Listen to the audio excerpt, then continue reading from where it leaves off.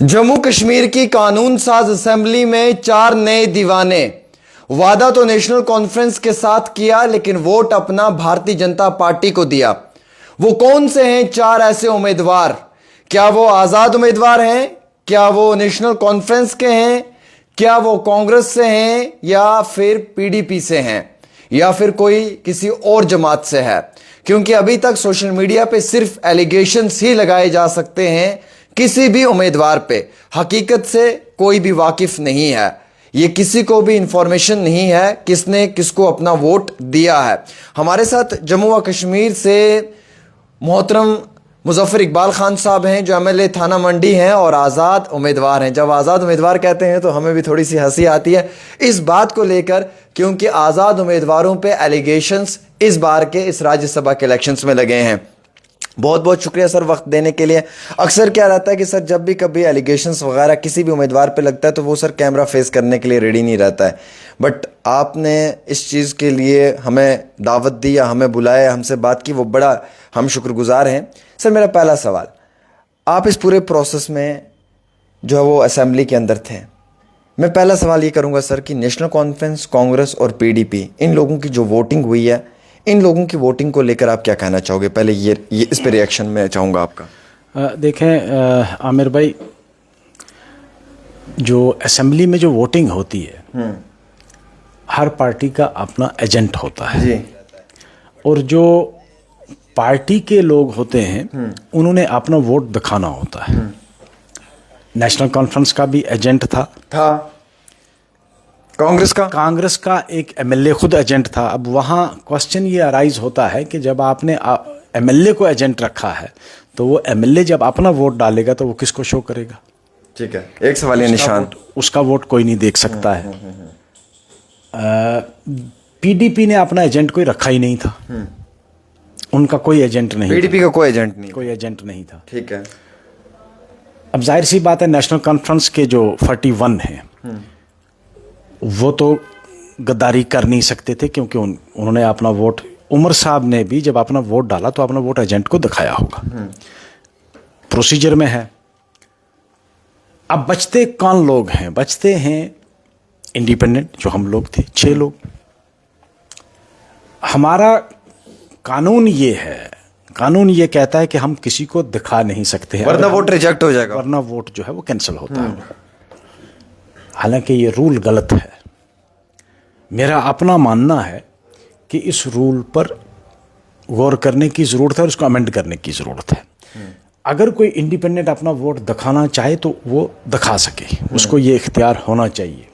ये गैर आइनी है, ये रूल जो है गैर आइनी है, क्योंकि इंडिपेंडेंट भी जब जीत कर आता है तो वो एक आइडियालॉजी, अपनी आइडियालॉजी, पार्टी की नहीं होती है मगर अपनी आइडियालॉजी लेकर इलेक्शन कंटेस्ट करता है और वो तमाम पार्टियों के खिलाफ, जिस तरह मैंने इलेक्शन लड़ा तो मैंने नेशनल कॉन्फ्रेंस के भी और कांग्रेस के खिलाफ भी लड़ा, मैंने बीजेपी के खिलाफ भी लड़ा, जितनी पॉलिटिकल पार्टी थी मैंने उनके खिलाफ अपना नजरिया पेश किया। लोगों ने मेरे नजरिए को एक्सेप्ट किया। मेरे वोटर्स को कम से कम ये पता चलना चाहिए कि मैंने वोट किसको दिया। जिस तरह मैंने बीजेपी के अगेंस्ट लड़ा इलेक्शन, मेरा मद्दे मुकाबल बीजेपी वाला था, तो मेरे वोटर को यह हक है जानने का। लेकिन मुझे किसी को शो करने का इख्तियार नहीं है, मैं किसी को शो नहीं कर सकता हूं। अगर मैं शो करता हूं तो मेरा वोट कैंसिल होता है। तो ये एक फ्लॉ है लॉ में, इसमें शक नहीं है कि 4 वोट, और मैं नहीं कहता, उनकी आज़ादी है, वो किसी को भी वोट दे सकते हैं। लेकिन जब आपने कमिटमेंट कर दी, जब मीटिंग हुई, लेजिस्लेटर्स की मीटिंग हुई, उसमें उमर साहब भी थे, फारूक साहब भी थे, सब ने ये फैसला किया, हम इंडिपेंडेंट्स ने भी ये फैसला किया कि हम अगेंस्ट बीजेपी वोट देंगे और अगेंस्ट बीजेपी, और हमारे पास कोई ऑप्शन नहीं है, हम नेशनल कॉन्फ्रेंस को वोट देंगे। उसके बाद अगर सर इस चीज़ पे सबका इत्तेफाक हुआ? बिल्कुल इत्तेफाक हुआ इस पे, इसमें कोई शक नहीं। तमाम इंडिपेंडेंट्स जो थे वो वहाँ मौजूद थे।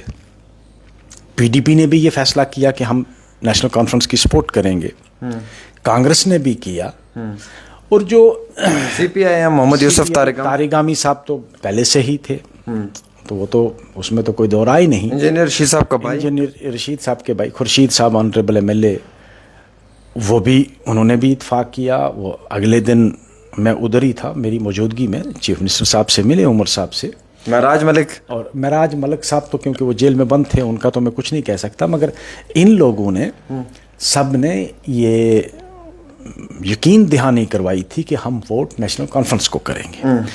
अब जाहिर सी बात है, आसमान से फरिश्तों ने आकर तो वोट 4 तो नहीं डाले हैं, ये तो साफ हम में से किसी ने डाले हैं, हम में से किसी ने गद्दारी की है, झूठ बोला है और अपने वोटर्स के साथ धोखा किया है। पीर पंजाल को लेकर सोशल मीडिया पे काफी लिखा जा रहा है। कुछ लोग अकरम साहब पे लगा रहे हैं, कुछ लोग आप पे लगा रहे हैं और कह रहे हैं जी पीर पंजाल के लीडरों ने अपने वोट डाल दिए हैं। ये वही लोग हैं पीर पंचाल में, वही लोग हैं डिसग्रंटल लोग, जो लोग मेरे इलेक्शन से पहले जाकर नेशनल कॉन्फ्रेंस की क़यादत को कहते थे कि ये नहीं जीत सकता, ये 1500 वोट लेगा। ये सेम वही लोग हैं जो ये प्रोपेगेंडा कर रहे हैं कि अकरम साहब के खिलाफ, मेरे खिलाफ। उमर साहब ने कल कह दिया, उनको पता है किसने वोट दिया किसने नहीं दिया, उनको सब पता। उमर साहब का एक रिएक्शन आया कांग्रेस पे, उमर साहब ने मुबारकबाद दी, लेकिन पीडीपी से थोड़ा सा नाराजगी का इजहार किया। उन्होंने जब पीडीपी का पूछा तो कहने लगे जनाब ठीक है, जिसने भी दिया होगा हम उन्हें उनका शुक्रिया अदा करते हैं। जिस तरीके से कांग्रेस का शुक्रिया अदा किया वैसे पीडीपी का नहीं। देखिए, वो उनको शायद कोई इन्फॉर्मेशन होगी, जाहिर सी बात है उनको इंडिपेंडेंस के बारे में भी इंफॉर्मेशन मिल गई है कि किस इंडिपेंडेंट ने हमें दिया किसने नहीं दिया। जहाँ तक आपने सवाल पूछा अकरम साहब का, रजौरी पुंछ से मैं आपको गारंटी से कह सकता हूँ, सवाए कालाकोट की जो बीजेपी की सीट थी उसके सवाए किसी ने भी बीजेपी को वोट नहीं दिया, किसी ने भी, सवाल ही नहीं पैदा हो सकता। रजौरी पुंछ वाले कट्टर बीजेपी के खिलाफ थे, किसी ने नहीं वोट दिया बीजेपी को। हम तो खैर मैं और अकरम साहब तो हम तो सवाल ही नहीं पैदा हो सकता। नहीं भाई, हम किस लिए वोट देंगे बीजेपी को? मुझे बताओ, अगर बीजेपी को मुझे वोट देना तो मैं ज्वाइन क्यों नहीं करूंगा बीजेपी? मैं तो इंडिपेंडेंट हूं, मुझे कोई पाबंदी नहीं है ना, मुझे क्या लेना है बीजेपी से, मैं क्यों वोट दूंगा उनको? आप तो हमेशा बीजेपी के खिलाफ रहे हैं, आपकी आइडियोलॉजी नहीं मैच होती।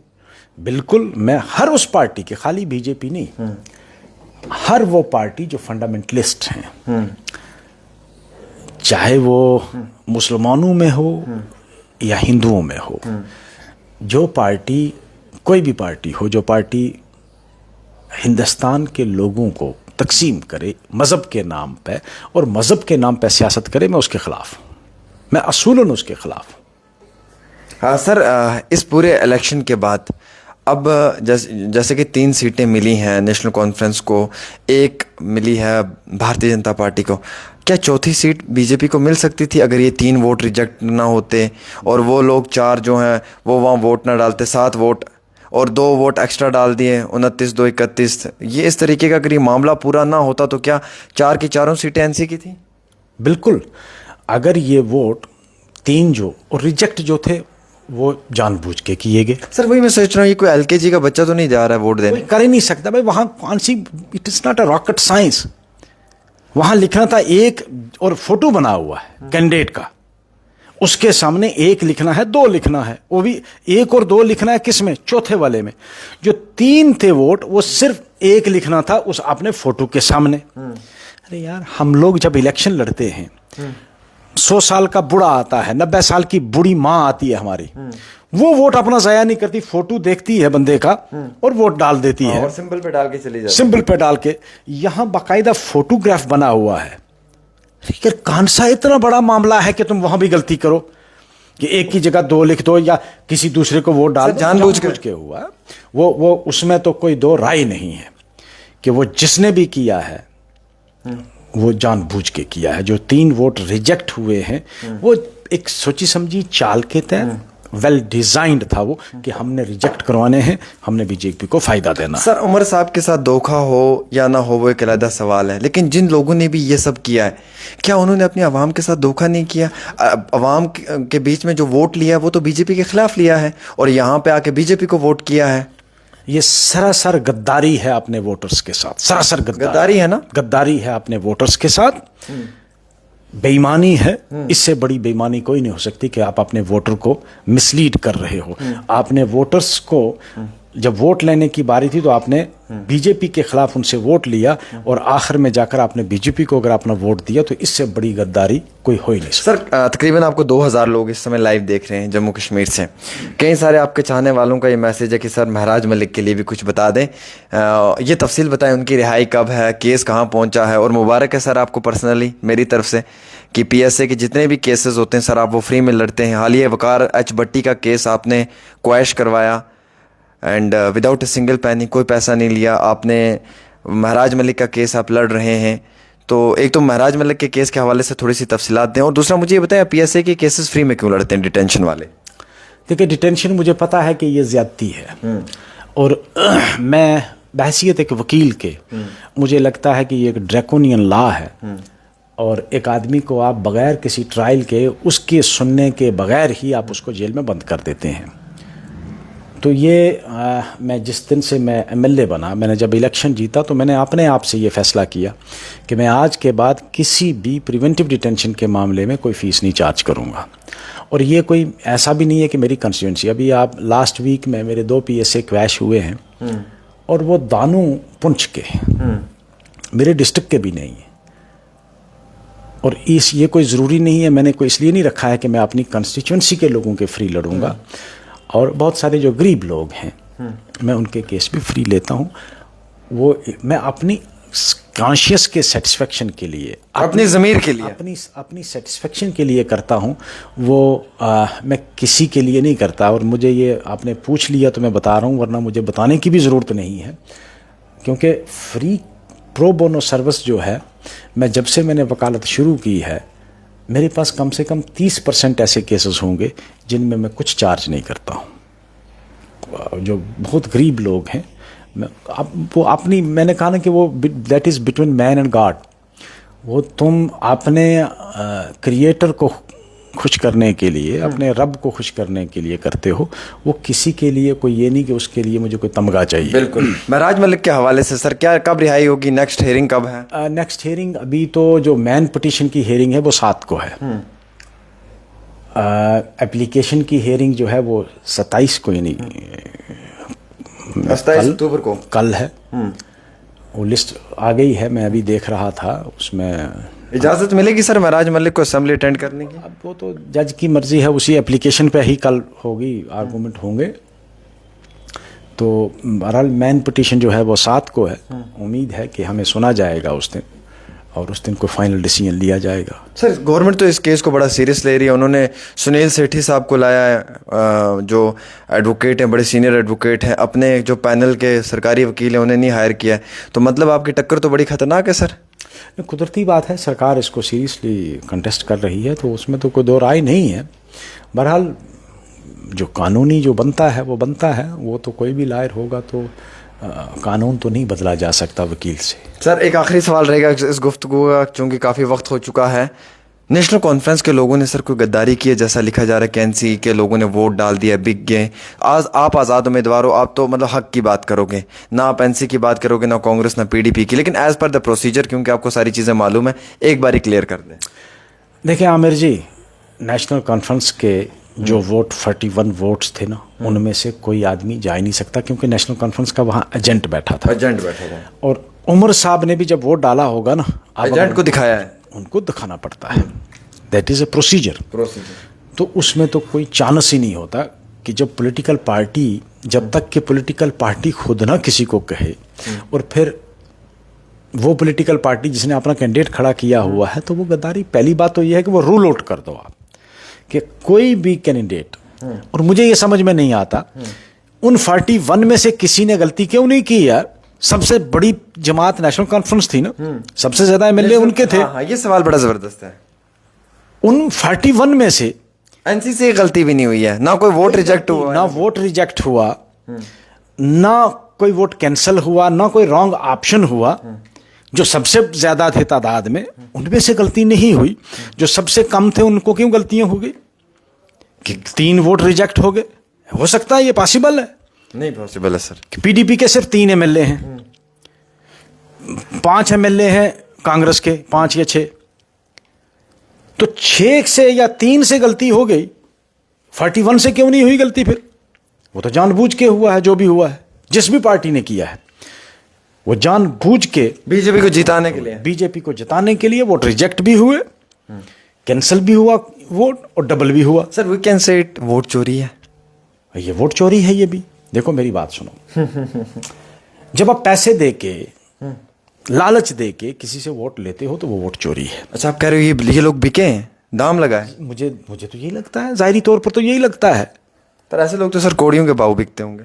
अब जो ईमान बेच देता हो, जो ईमान बेच देता होगा सर। ये तो मुझे पता नहीं है, लेकिन मुझे ये बताओ, जब मैं इलेक्शन में मैंने बीजेपी के खिलाफ इलेक्शन लड़ा हो, मैंने बीजेपी वालों की आइडियोलॉजी के खिलाफ वोट लिया हो, तो मैं मुफ्त में बीजेपी को वोट क्यों दे दूंगा यार? कॉमन सेंस है। हालांकि मैं गलत भी हो सकता हूं, मगर मेरा जो अपना मानता है कि भाई, मैंने जिस तरह आपको कहा ना कि जिनकी सबसे ज़्यादा तादाद है उनमें से कोई गलती नहीं करता है, उनका कोई वोट कैंसिल भी नहीं होता है। अरे 5-6 लोग वोट कैंसिल, उनमें से 3 कैंसिल हो जाए, वो कैसे हो सकता है? बगैर वजह के, बगैर किसी कंसिडरेशन के कैसे हो सकता है? बिल्कुल, बहुत सही चीज़ कही जनाब मुजफ्फर इकबाल खान साहब ने। समझने की कोशिश करनी है, नेशनल कॉन्फ्रेंस का एजेंट था, वोट सब दिखाकर ही पड़े हैं। कांग्रेस ने भी अपनी जो वेब है उसको वोट दिखाए हैं, ये कांग्रेस का भी एक स्टेटमेंट है, लेकिन पीडीपी और आज़ाद उम्मीदवारों ने और जो मुख्तलिफ 2-3 जमातें उन्होंने नहीं दिखाए हैं। आखिरकार ये गलती किससे हुई, कैसे हुई? 3 वोट रिजेक्ट हुए, 4 वोट वहाँ पड़े, 7 वोट, और सीट नंबर 2 पे 28 की जगह 29 वोट पड़े, वहाँ पे भी 1 वोट एक्स्ट्रा मिला बीजेपी को, तो 8 वोट।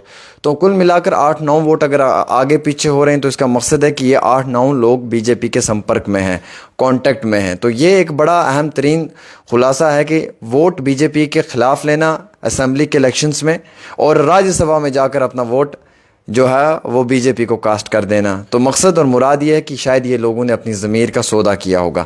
जो लोग ऐसी ज़मीर का सौदा करते हैं वो ज़्यादा समय तक नहीं चल पाते हैं। फ़िलहाल के तौर के ऊपर एक छोटी सी रिपोर्ट आमिर सुहेल के साथ।